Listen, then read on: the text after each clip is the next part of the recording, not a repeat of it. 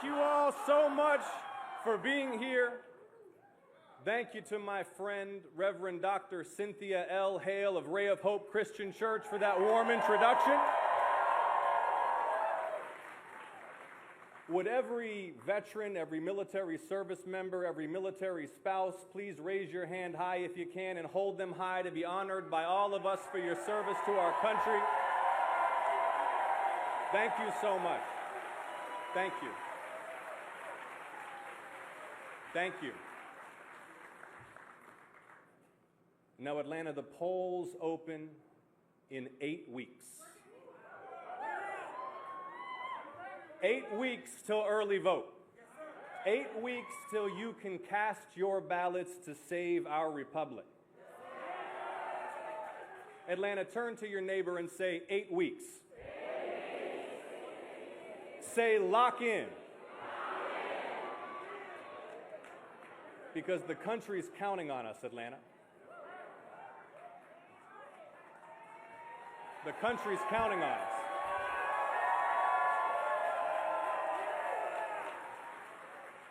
And the crowds I've seen over the last year and a half at rallies like this one, decent folk from all walks of life in living rooms and backyards across our state, our coalition of Democrats, independents, and Republicans, and the volunteer army already knocking thousands of doors each week, all leave no doubt that Georgia's about to make history again.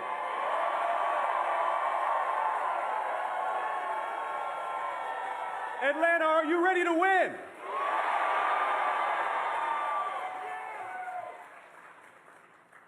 Now, I know many of you are here today because you just can't stand what's been done to our country. Our government made a tool of one man's vengeance, power, and wealth. Prices soar while the president rakes in billions. Cancer patients lose insurance while the rich get another tax cut. We're plunged deeper and deeper into another reckless war.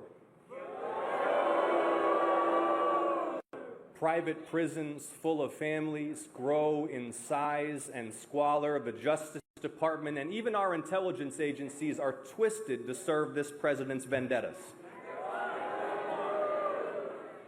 But in 8 weeks, Atlanta, in 8 weeks, we can cast our ballots and say enough is enough.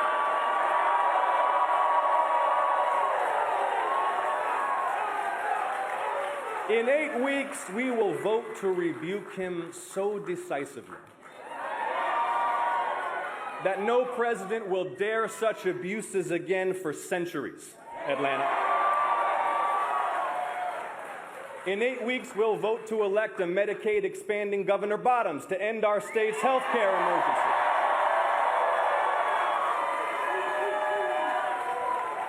And between now and then, I need you to work, Atlanta, not for my sake, not for the sake of the Democratic Party, but for the sake of our state and our country. Because, see, some people just happen to live at times and in places where history is made. And this year, once again, that's us. So, Atlanta, are you ready to work? Are you ready to win?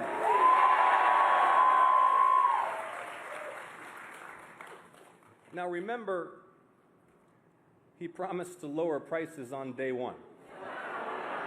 You remember that? And I want the president's remaining supporters to hear this, because it was all a lie.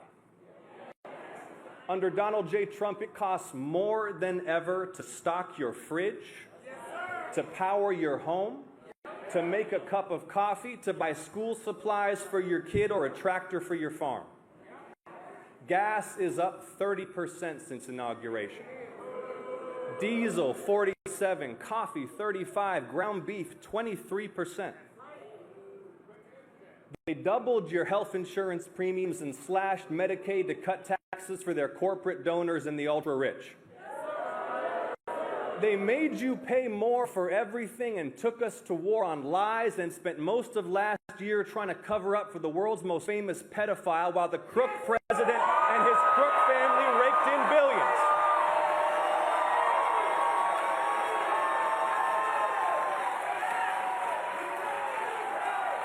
while your tax dollars were put to work backing Trump's businesses. See, they are literally the elites they pretend to hate. So say it again with me now, Atlanta. Enough is enough. Now, he promised to lower prices on day one. He also promised peace and gave us war. Now, in its 6 months, they drained our stockpiles to achieve nothing. Iran still has its uranium, Hormuz is still closed, and it was all lies. 18 brave Americans killed in action. Remember last year they claimed Iran's nuclear program had been obliterated? Then this year they claimed it posed an imminent nuclear threat? Both times lies. On day one of the war, listen to this, day one, the president said the war was, quote, ahead of schedule. Ahead of schedule. On day 4, he declared victory. Today is day 170. And did y'all see Hegseth in front of that committee? Did y'all see it? Listen to this. On day 9 of the war, the incompetent Pete Hegseth guaranteed Iranian surrender. On day 14, he claimed Iran's military had been destroyed. On day 40, he said every single objective had been achieved. That was 4 months ago. They've lied nonstop about this war like they lie about everything. And they know they're lying, but they lie and they keep lying anyway because in this White House, they view persistence in deceit as a virtue. You hear me, Atlanta? And there's something uniquely despicable about lying a nation into war. Treating citizens as fools and those who serve as pawns. Aboard the USS Abraham Lincoln, they've now been at sea for 240 plus days without a port call. It's a Navy record. And still they serve with excellence. And still they serve with excellence. God bless the sailors, Marines, aviators, and all aboard the United States ship Abraham Lincoln.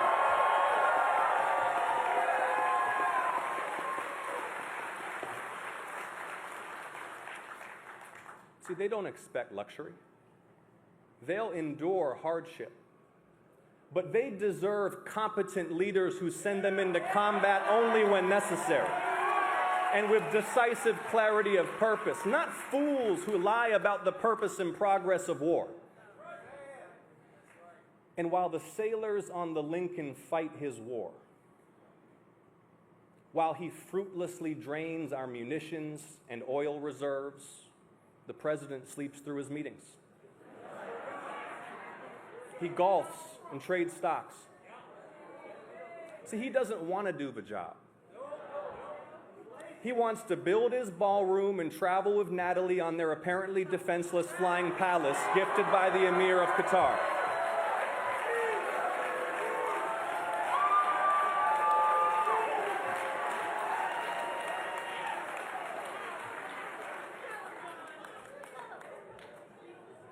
And above all, Donald wants to get money. How much have you heard about the president's stock trading?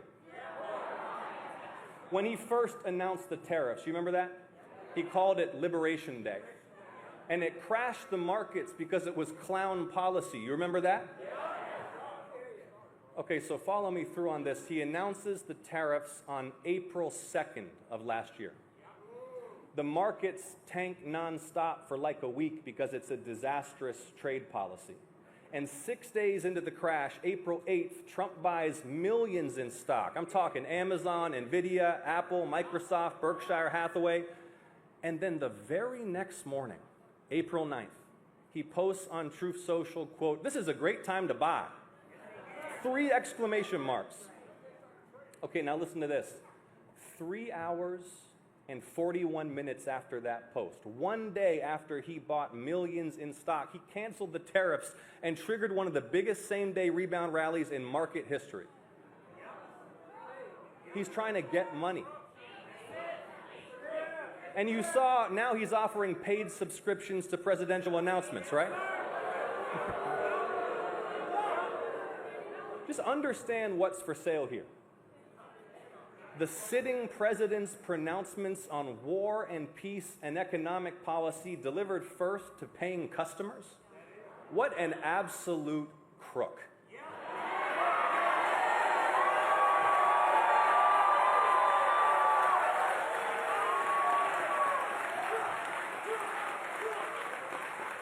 And speaking of crooks,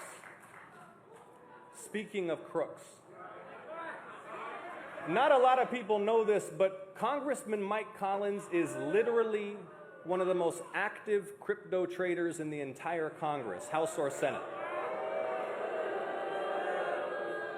Now remember, Mike's already under federal investigation for illegally funneling tax dollars to his violent staffer's girlfriend for a no-show job. Do you remember that? But Mike Collins also repeatedly broke the law hiding his crypto trading. Because he's like a scandal piñata. So every time you shake him, more misdeeds fall out.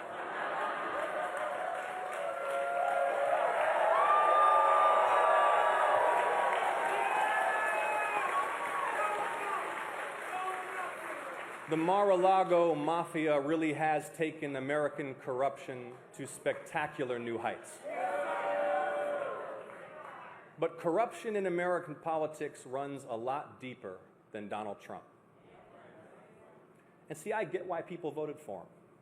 Because even before he came on the scene, American politics was coin-operated. Money's in, favors out. It's been running on corporate money, secret money, billionaire money, both sides. And when members of Congress aren't fundraising from lobbyists and corporate PACs, they're just trying to dodge getting bombed by these super PACs. So spectacular wealth buys an ever greater share of power over our national affairs. And this corruption is why nothing works for ordinary people. It's why you pay a fortune for prescriptions. It's why your insurance company gets away with denying your cancer treatment. It's why we're promised progress and we get more of the same. So many broken promises. We were promised tax cuts for the rich would grow the middle class. We were promised Iraq had weapons of mass destruction. We were promised fairness only to see banks bailed out while millions lost their homes. Do you remember that? We were promised hard work would earn wealth and advancement. But for too many, the treadmill gets faster and steeper. Georgians work harder and longer, but the bills just get higher and higher. A 60-hour work week still needs SNAP. Santa can't make your little girl's wish come true this year. That bucket list trip is off the table for good. And the corporate disrespect is suffocating. Instead of reading to your child that precious spare hour after work, you're on the phone fighting your bank or the cable company. After a cancer diagnosis, you can't fight the cancer till you fight your insurance company while they try to deny you the care you need. A toddler's ambulance is followed by a $3,000 bill. So Trump promised to attack a broken system. I get it. Right target. Yes, the system is really rigged, but he's not unrigging it. He's re-rigging it for himself. So how do we unrig American politics? Well, first, follow the money. Citizens United was the most destructive Supreme Court decision in modern American history.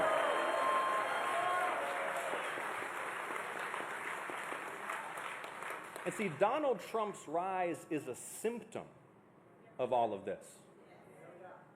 And I suspect many of you are here because you recognize that our task is not just to contain his wickedness, but to cure the rot that gave rise to it. that this broken moment is an opening not for restoration, but for reformation. Because who really supports allowing unlimited secret political money to bend the nation's agenda in darkness? In Garden City or Albany or College Park, if I ask anyone, Democrat, Independent, Republican, none of the above, if I ask them whether this is how things should work, it doesn't matter who they are, the answer is no. In Atlanta, if it takes a constitutional amendment to end Citizens United, we'll deliver a united Georgia to ratify it.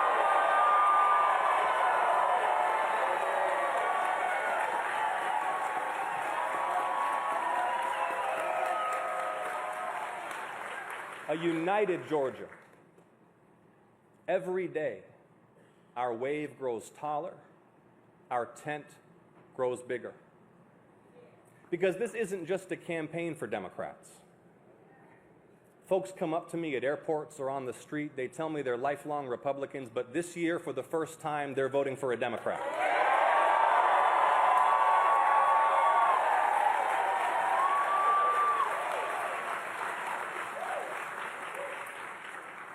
The mayor of Valdosta, Scott James Matheson, a friend of mine, a conservative Republican, he's backing this campaign.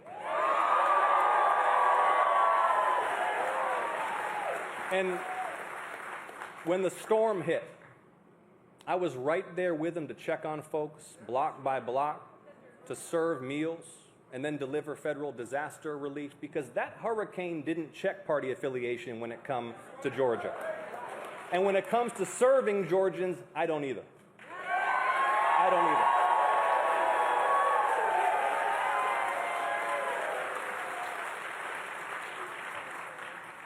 And then up the road in Tifton, Mayor Julie Smith, another proud Republican who's on this team. When her hospital needed new dialysis equipment, my office delivered it. When Tift County pecan farmers told me they needed help lowering foreign tariffs on Georgia pecans, I got it done. I am grateful to Scott and Julie for their support. And there will be more bipartisan friends announcing their support in the weeks ahead. Because this is a campaign for everyone who craves sanity and competence and quality public service. This is a campaign for decent folk of all stripes who love our state and our country and care for each other.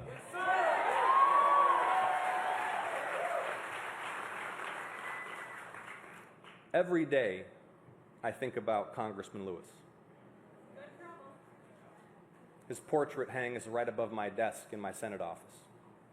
And even in his final months, he kept reminding us that we all live in one American house, that we all live in one world house.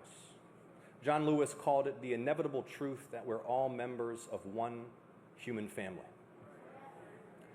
And I suspect many of you are here because you're so deeply troubled by the pain so many of our fellow human beings are enduring right now.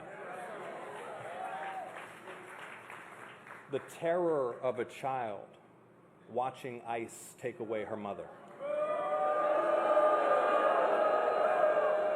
The despair of a cancer patient losing coverage mid-treatment. The silent panic of a grandmother when she sees the receipt for her groceries and then remembers there's 3 weeks left until her next Social Security check. And that ache in your heart, that pit in your stomach, that's what reminds us we're all in this together. That we're not just one United States, we're one united people. E pluribus unum, out of many one.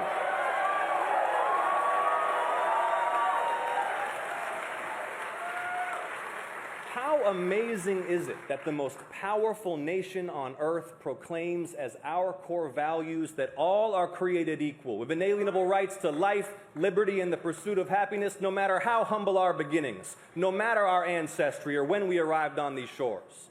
Because Americans aren't a race, we're a people. We're a people. united not by ethnicity, but by shared convictions. And that is what makes us exceptional and a beacon to the world. Because, see, here's the truth that small men like Donald Trump and Mike Collins will never understand. That our national greatness flows not through our blood or our genes, but through our ideas and our care for one another. Yes, sir. Yes, sir. Mike Collins, the bigot congressman, surrounded at work and at home by neo-Nazis and white nationalists. His office briefing America's most notorious white supremacists on their efforts to support a Holocaust denier. And we've seen some of those records because they leaked, but Mike still refuses to release their communications in full. So let me be clear. Mike Collins needs to release every email, every text, every call, every single communication between those white supremacists and himself or his chief of staff or anyone in his office.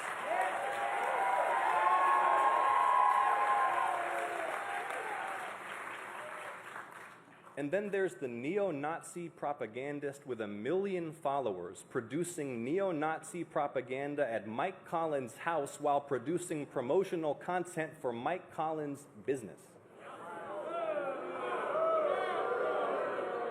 This is a real thing that happened.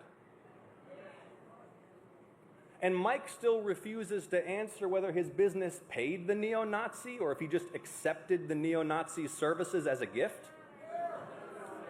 The press asked him and he ran away. Did you see it? He literally ran away from a press conference. It was Mike Collins alone standing in a field. A reporter asks if he paid the neo-Nazi. He won't answer. Another asks if Mike endorses white nationalism. He won't answer. Mike literally gets so scared you can see his hand shaking at the podium until he just flees.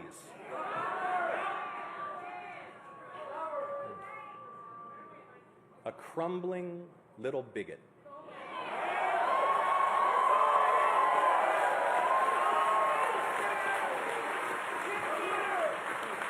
And the sad spectacle of a collapsing campaign.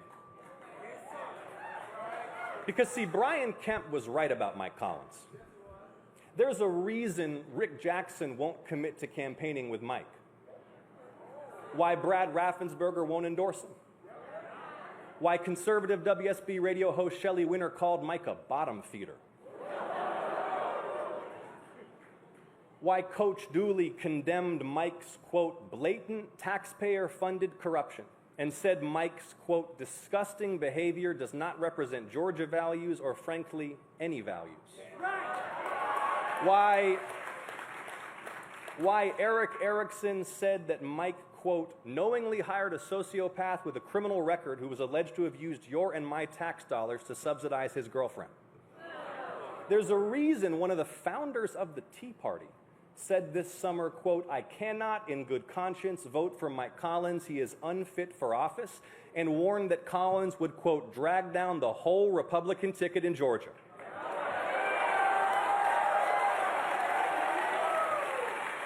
There's a reason. And that reason is Mike Collins is a known bigot under federal investigation for the illegal misuse of tax dollars, surrounded by neo-Nazis and white nationalists, widely known for his poor character and low integrity, who voted for war and voted to cut your health care and is unfit for any elected office.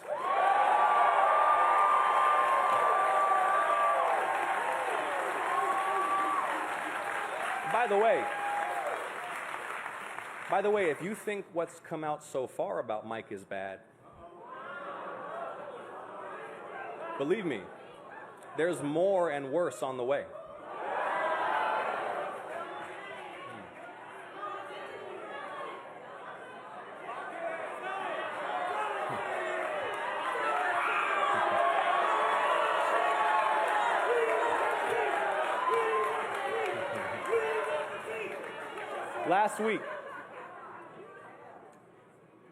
Last week, just 2 weeks after he ran away from the neo-Nazi press conference, Mike got himself in trouble again when a man named Dominic Box came to a Mike Collins breakfast at a golf club in Savannah.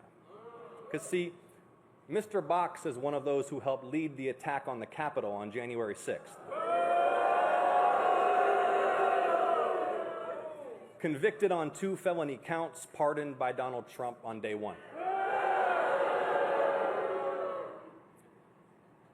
Never let them forget.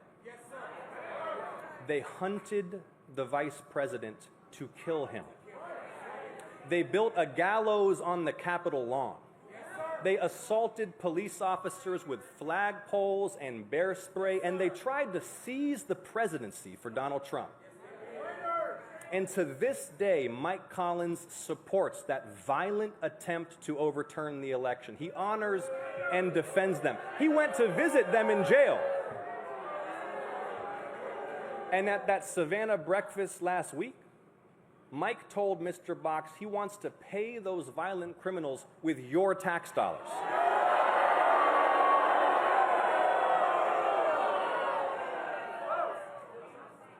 They tried to seize the presidency. And here we are in Fulton County, where the president sent his spies and his agents to seize your ballots.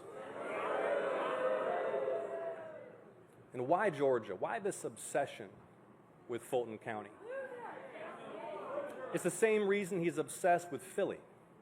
It's the same reason he's obsessed with Detroit. It's because the fact that black voters were instrumental to his defeat offends him even more than the defeat itself.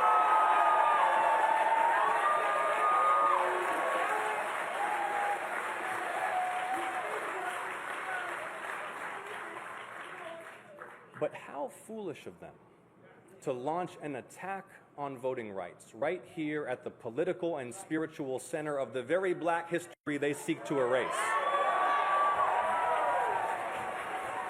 In Atlanta, if Donald Trump thinks Georgia voters will be deterred or intimidated from exercising their voting rights after all that was sacrificed to secure them, he will be dealt his most resounding defeat yet.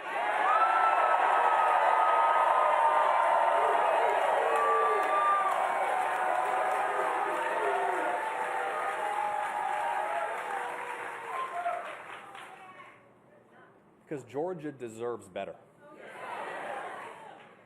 Better than pro-war, pro-tariff, pro-cutting your health care Trump puppet Mike Collins. And America deserves better than Donald Trump.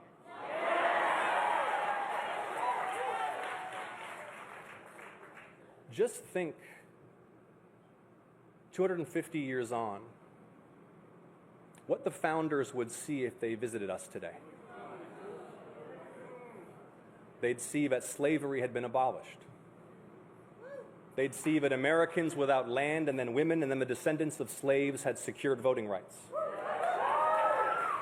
They'd see that our science and technology propelled human knowledge to unimaginable heights, and that those 13 colonies had grown into a superpower that defeated the Nazis and communism.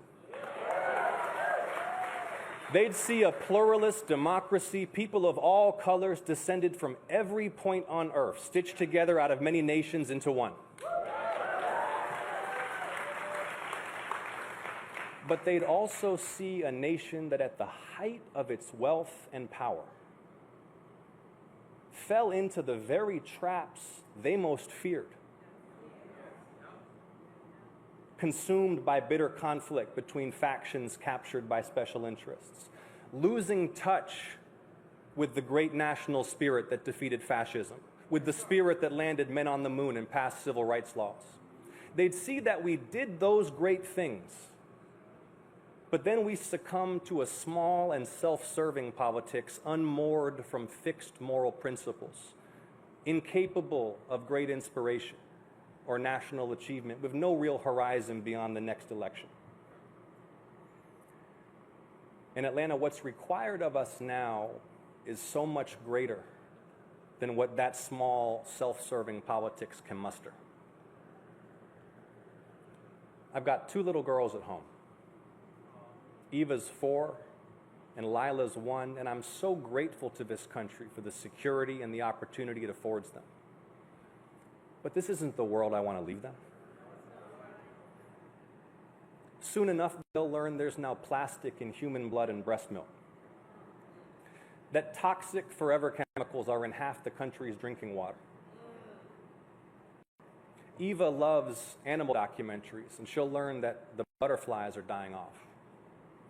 She'll ask me why I allowed these things to happen. She'll learn about the nuclear weapons that still threaten annihilation.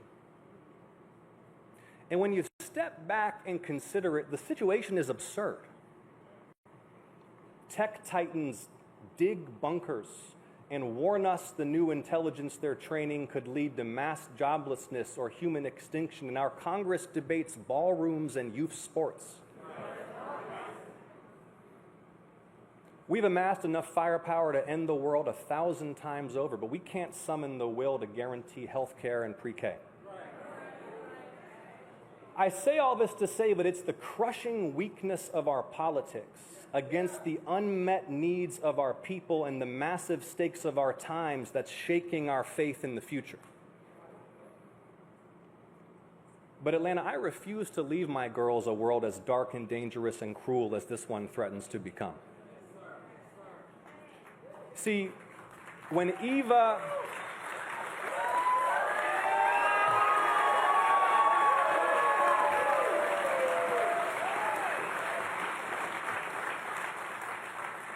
When Eva's old enough to ask me why I'd let this happen, I'm determined to answer truthfully that I didn't.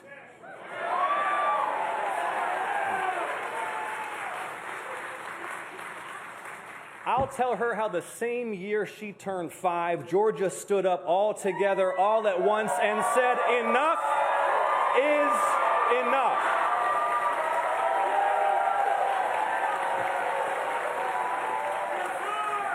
I'll tell her how we overcame every doubt and dirty trick, not just to win, but to set a new course for our state and our country and our world. Because Atlanta, our power's right there, just waiting for us to pick it up and use it.